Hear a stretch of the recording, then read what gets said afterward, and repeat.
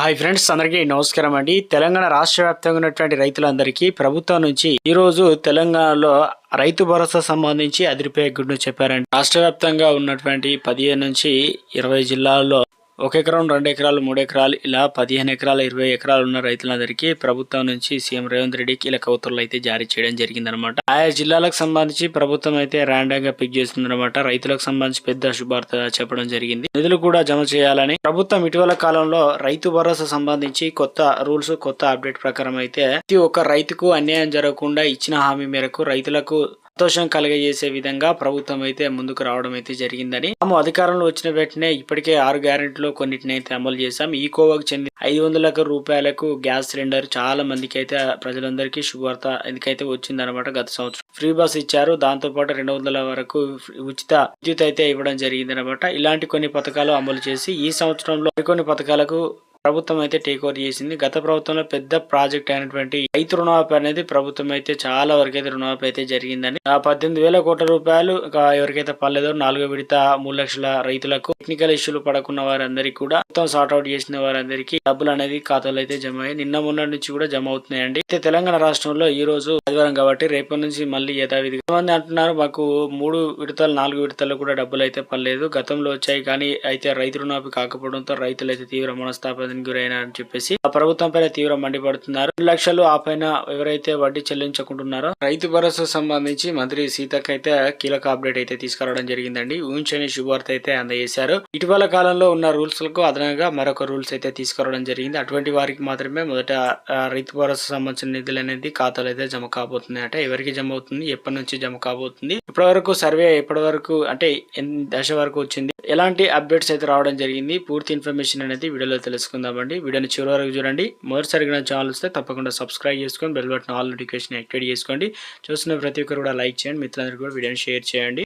రైతు భరోసాలో ప్రభుత్వం అయితే చెప్పిన విధంగానే ఇందిరా ఆత్మీయ భరోసా అనేది వ్యవసాయ కూలీలకు సంబంధించి ఒకసారి మహిళా ఖాతాలో 12,000 వేస్తామని తెలంగాణ మంత్రి కీలక ప్రకటన అయితే చేయడం జరిగిందనమాట. కూలీల బ్యాంక్ ఖాతాలో నేరుగా అయితే జమ చేస్తామని, కుటుంబంలో ఉండే ఉపాధి హామీ మహిళా కూలీ బ్యాంక్ ఖాతాలో మాత్రమే ఈ డబ్బులు అనేది మొత్తాన్ని జమ చేస్తామని, మహిళా పక్షపాతిగా ఏదైతే తెలంగాణలో రేవంత్ సర్కార్ ఉందని చెప్పేసి మొత్తం మీద అయితే ఏదైతే ఈ చిన్న పొరపాటు కూడా జరిగిన పేదలకు నష్టం వాటిల్తుంది కాబట్టి గ్రామ సభలో వేదికగానే అర్హుల గుర్తింపు లబ్ధారుల ఎంపిక జరగాలన్నారు. శాంతియుత వాతావరణం గ్రామ సభలో జరిగేలా చర్చలు తీసుకోవాలని నిర్ణయాలు. సో మొత్తానికి తెలంగాణ రాష్ట్రంలో ఇటీవల కాలంలో ఈ పథకానికి సంబంధించి ప్రభుత్వం అయితే ముందడుగు వేయడంతో ఇక సర్వేలో బయటపడుతున్న రైతు బంధు అక్రమాలు ఏదైతే వీరికి ఇవ్వని చెప్పేసి గతంలో వెంచర్లు వేసిన వారికి ఇచ్చారు, గుట్టలు బంకులు ఏదైతే నిర్మించుకున్నారో వారికి కూడా రైతు బంధు పడ్డాయి, పౌల్ట్రీ అంటే కోళ్ళ ఫామ్ ఉంటాయి కదా వారికి కూడా రైతు బంధు అయితే వచ్చిందట, గ్రానైట్ క్వారీలకు కూడా వచ్చాయట, ఇటుక బట్టీలు రైస్ మిల్లులకు కూడా రైతు భరోసాలో సర్వేలో తేలుతున్న అనర్హుల జాబితా.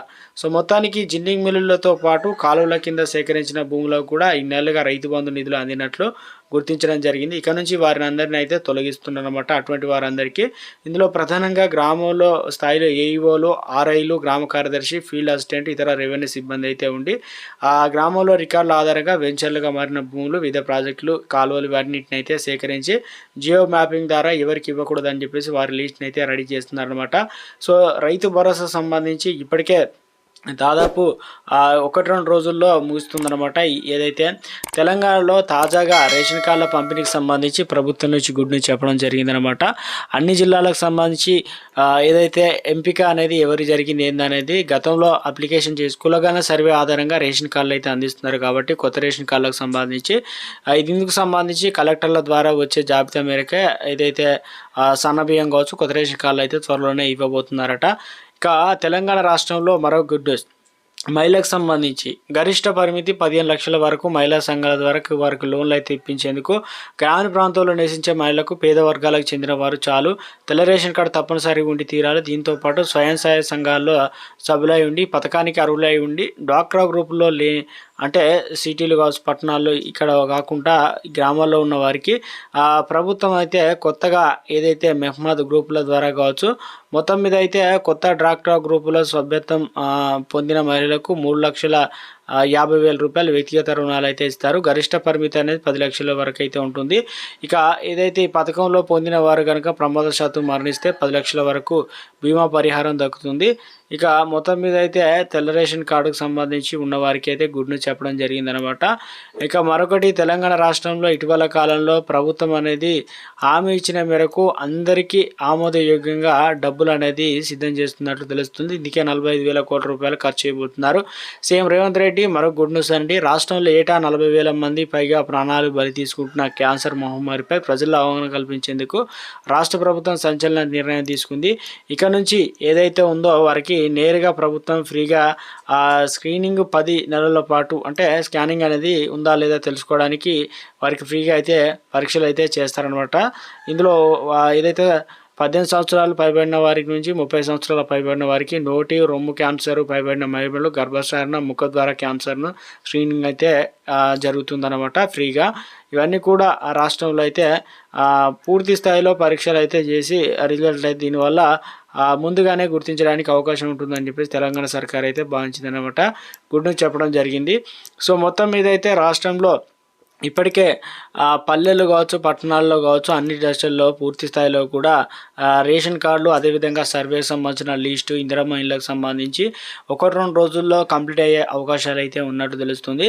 జాబితాలో పేరు లేని వాళ్ళైనా ఏదైనా ఇబ్బందులు ఉన్నా ఈ నెల 20 నుంచి 21 తారీఖులో గ్రామ సభలు పెడతారు కాబట్టి అక్కడ అభ్యంతరాలు ఉన్నా ప్రభుత్వం అనేది వాటిని తీసుకొని సరి చేస్తుంది అనమాట. పాత రేషన్ కార్డులు ఉన్న వారికి ఎలాంటి ప్రాబ్లం లేదని చెప్పేసి ప్రభుత్వం అయితే చెప్పడం జరిగింది. కొత్త రేషన్ కార్డులు అయితే జారీ చేస్తున్నారని. ఇక రైతు భరోసా సంబంధించి స్పష్టత రావడం జరిగిందనమాట. ఈసారి 18,000 కోట్ల రూపాయలు ఖర్చు చేయడానికి ప్రభుత్వం సిద్ధంగా ఉన్న తరుణంలో ఎకరానికి 12,000 రూపాయలు అయితే జమ చేయనుంది. ఎందుకంటే వానాకాలంలో ఇవ్వాల్సింది ఇప్పుడు ప్రస్తుతానికి కూడా మనకు డబ్బులు అయితే రావాల్సింది కాబట్టి 15,000 బదులు 12,000 రూపాయలు అయితే జమ చేయనున్నట్లు ఒక అప్డేట్ రావడం జరిగింది. ఇక ప్రభుత్వం మరొక స్కీమ్ సంబంధించి ఎట్టకేలకు ముందడుగు అయితే వేయడం జరిగింది. ఇందులో ఏదైతే కూరగాయలు సాగు చేసే వారికి సబ్సిడీ రూపంలో అందించాలని, పోడు పట్టా భూములకు కూడా ప్రభుత్వం అయితే బోర్ అనేది ఫ్రీగా వేయించి కావాల్సిన సదుపాయాన్ని అయితే కల్పిస్తుందండి. ఒక స్కీమ్ అయితే తీసుకురావడం జరిగింది.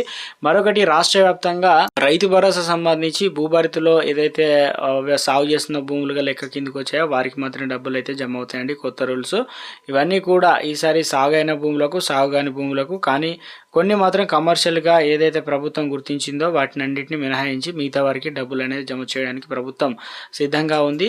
అవి విడతల వారిగా జమ అవుతాయి. మీ బ్యాంక్ అకౌంట్ రన్నింగ్లో ఉందా లేదా ఒకసారి చెక్ చేసుకోండి.